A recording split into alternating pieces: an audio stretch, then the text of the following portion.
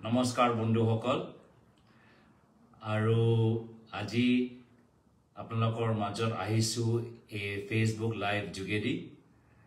মই আমাৰ কিছু বন্ধুসকলক জনাই থৈছিলো যে আজি ৰাতি 9:30 বজাত মই ফেচবুক লাইভত আহিম আৰু কিছুমান বন্ধুসকলক ইতিমধ্যে ইয়াত দেখা পাইছো আৰু সবে হেল্ল আৰু নমস্কাৰ জনাই আছে মই সবকে মোৰ ফলৰ পাও হেল্ল হাই আৰু নমস্কাৰ জনাইছো আৰু কিছুমান এতিয়াৰ পৰা স্বাগতম জনাইছে জৰহাট লৈ পাপু পিংকু আৰিফ সবে নমস্কাৰ জনাইছে ইনামলৈ কংগ্ৰেচুলেশনস শুভেচ্ছা জ্ঞাপন কৰিছে তো বন্ধুসকল সকলে জানে যে ইতিমধ্যে কংগ্ৰেছ দলে মোৰ প্ৰাৰ্থিত্ব প্ৰদান কৰিছে মোক প্ৰাৰ্থিত্ব প্ৰদান কৰিছে আৰু মই যথেষ্ট সুখী আৰু গৌৰৱ অনুভৱ কৰিছো যে জৰহাট লোকসভাৰ সমষ্টিত এইবাৰ মই কংগ্ৰেছ দলৰ প্ৰতিদ্বন্দ্বিতা কৰিবলৈ সুযোগ পাইছো আৰু এই ক্ষেত্ৰত মই প্ৰথমে নিজৰ দলৰ নেতৃত্বক ধন্যবাদ জ্ঞাপন কৰিবলৈ বিচাৰিছো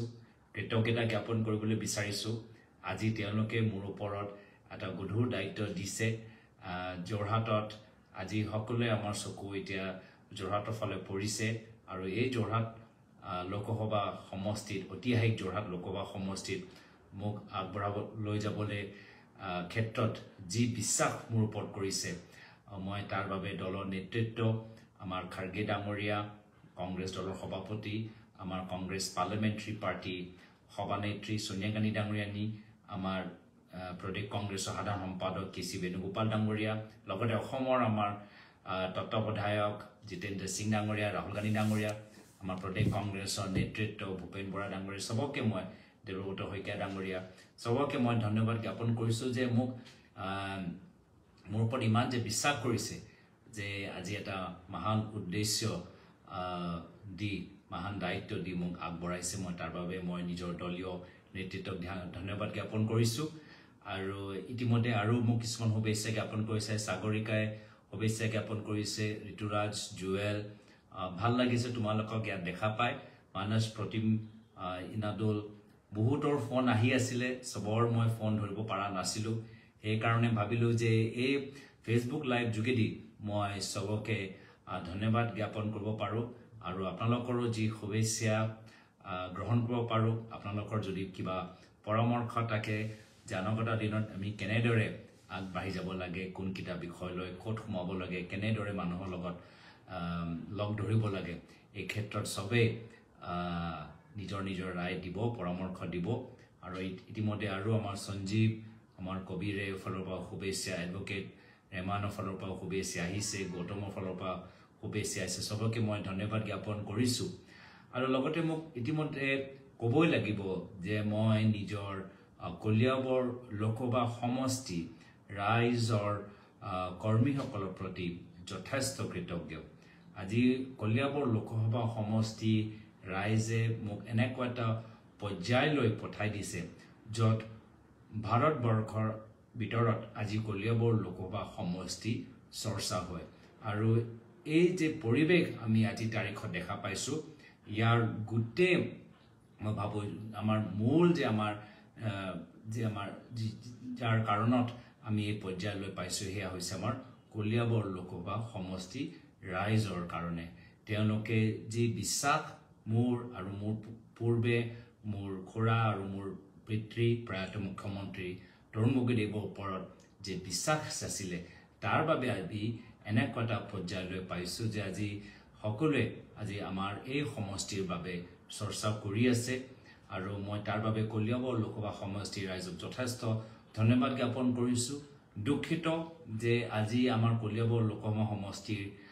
আগৰ দৰে নাই যি আমাৰ 10টা বিধানসভা সমষ্টি আছিল একদম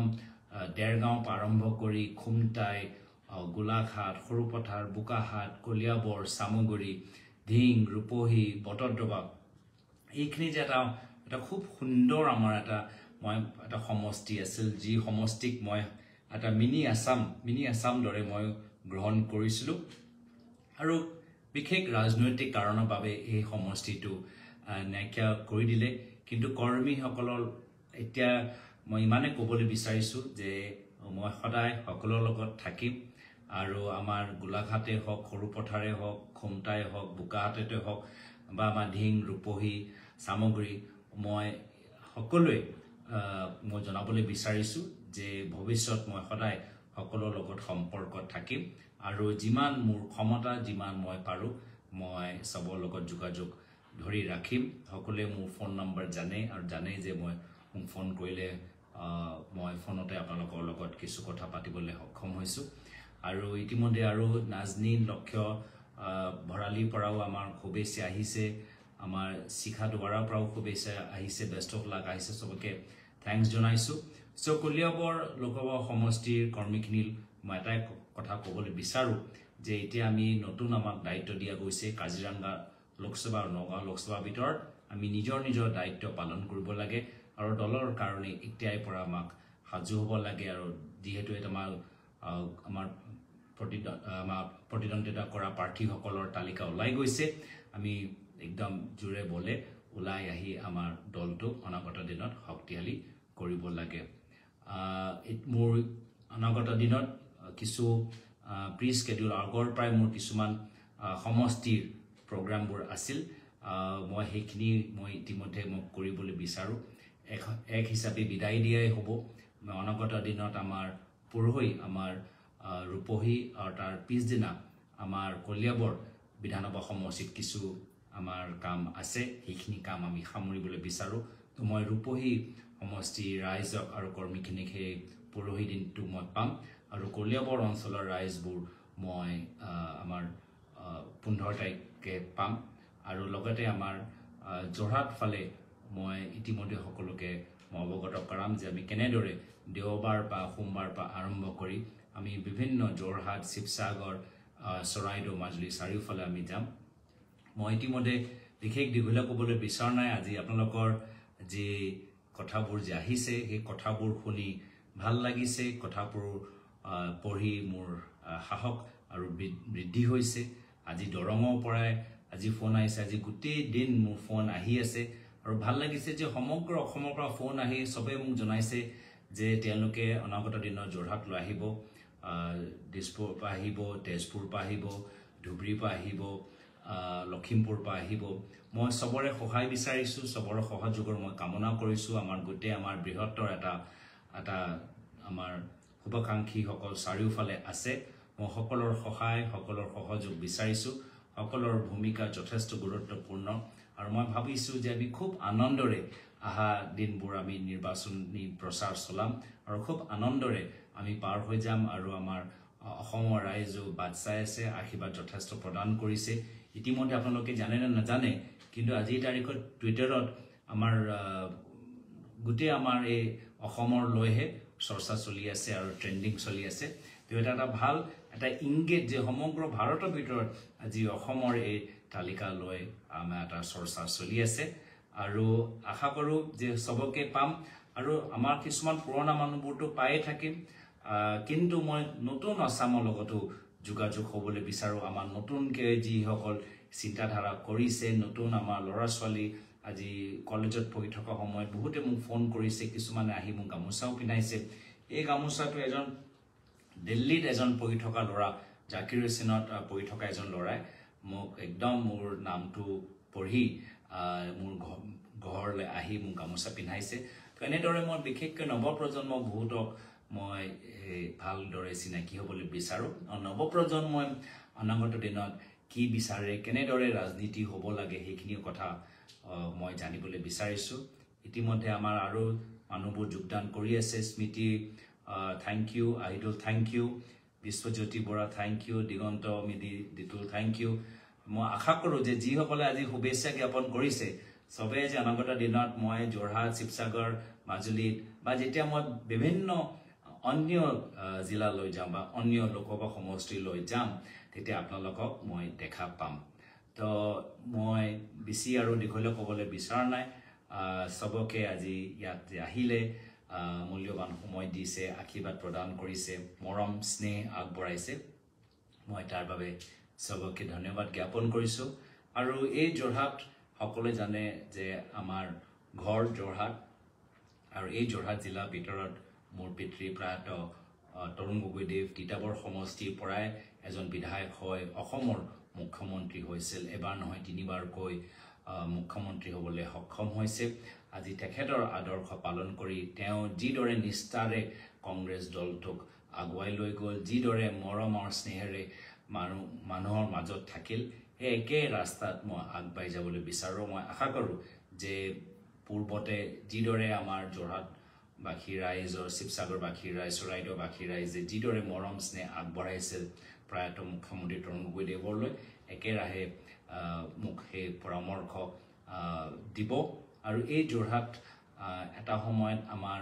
প্ৰায়ত কেন্দ্ৰীয় মন্ত্ৰী প্ৰায়ত বিজয় কৃষ্ণ সন্দিকদেৱ তেওঁ সাংসদ আছিল আৰু তেখেতৰ যথেষ্ট এটা অৰিহণা যোৰহাট জিলাত আছে শিৱসাগৰ জিলাত আছে কোনোৱে প্ৰায়ত বিজয় কৃষ্ণ সন্দিক ডাঙৰীয়াক পাহৰিব নোৱাৰে আৰু ইয়াত আমাৰ প্ৰায়ত মুখ্যমন্ত্ৰী হিতেশ্বৰ শইকীয়াদেৱ তেখেতৰো আমাৰ উজনি অসমৰ ফালে যথেষ্ট আমাক এটা বেয়া সময়ত আমাৰ দলটোক ধৰি ৰাখিছিল তো সেইকাৰণে চবৰে আজি এই মহান ৰণত নামি আহি মই আশাবাদী যে আমাৰ খুব সুন্দৰ এটা পৰিৱেশ পাম আৰু মই খুব আশাবাদী যে যোৰহাটত বহুত দিনৰ পৰা মোৰ প্ৰতিদ্বন্দ্বিতা কৰা এটা হেঁপাহ আছিলে আজি এইবাৰ এই হেঁপাহটো পূৰণ হ'ব চাৰিওফালে মানুহবোৰ ওলাই আহিব আৰু মই চবৰ লগত লগ পাই ভাল পাম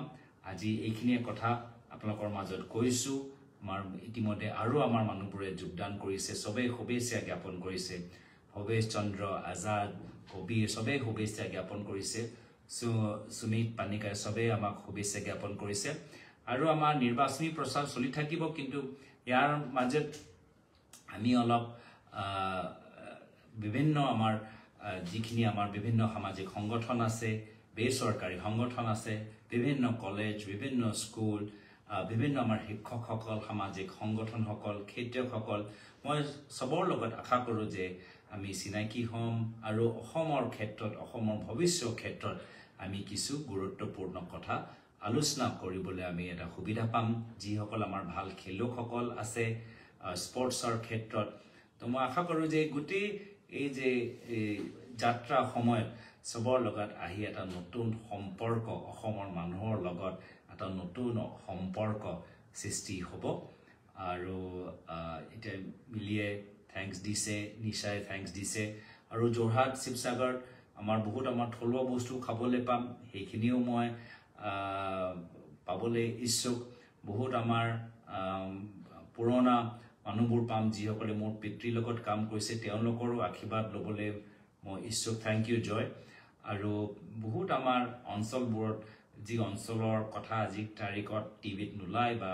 ইউটিউবত নোলায় সেই অঞ্চলবোৰত আজি তাৰিখত মানুহৰ কি অৱস্থা কি আশা এইখিনিও জানিবলৈ আমি চেষ্টা চলাম এটা নতুন ধৰণৰ এটা নিৰ্বাচনী প্ৰচাৰ হওক সদায় যে আমি গালি পাৰি থাকোঁ নিৰ্বাচনৰ সময়ত সিজনকে মানে আমাৰ কথাবোৰো এটা যে আমাৰ মৰ্যাদা থাকিব লাগে আমি কেতিয়াবা নিৰ্বাচনৰ সময়ত নিজৰ কথাৰ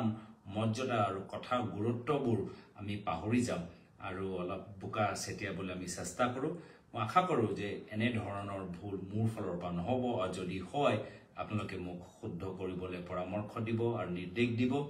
যিহেতু মই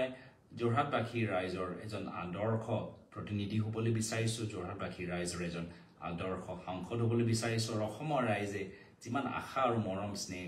আগবঢ়াইছে সেই আশা মৰমৰ প্ৰতি সদায় দায়বদ্ধ থাকিবলৈ বিচাৰোঁ মই ইয়াতে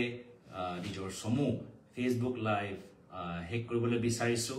আৰু আশা কৰোঁ যে পুনৰ আপোনালোকক মই ফিল্ডত ৰণত দেখা পাম যোৰহাট আমি আহি আছোঁ যোৰহাট আমি জিকিম ধন্যবাদ